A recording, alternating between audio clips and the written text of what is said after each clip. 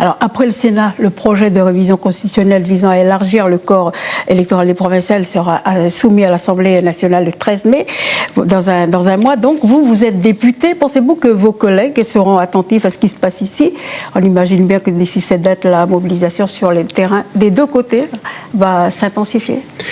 Alors, ce que je peux dire déjà, c'est que c'est complètement surréaliste d'imaginer que des parlementaires vont décider de dégeler ou de ne pas dégeler le corps électoral en fonction du nombre de personnes qui marchent pour ou contre. Hein. C'est pas comme ça que ça fonctionne.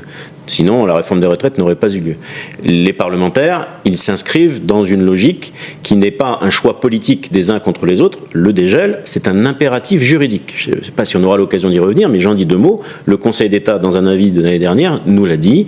Le temps qui s'est écoulé, depuis la signature de l'accord de Nouméa jusqu'à la fin de sa mise en œuvre, a apporté des atteintes qui sont excessives par rapport au principe d'universalité et d'égalité du suffrage. Et donc, les députés, comme les sénateurs, ils sont très vigilants, en fait, à ce que ce dégel, il conjugue deux exigences. Une exigence démocratique, c'est-à-dire que les habitants installés durablement finissent par participer aux élections, et une exigence citoyenne. En tout cas, c'est ce que moi je souhaite pour faire peuple et ouvrir la citoyenneté à celles et ceux qui ont fait de cette terre la leur.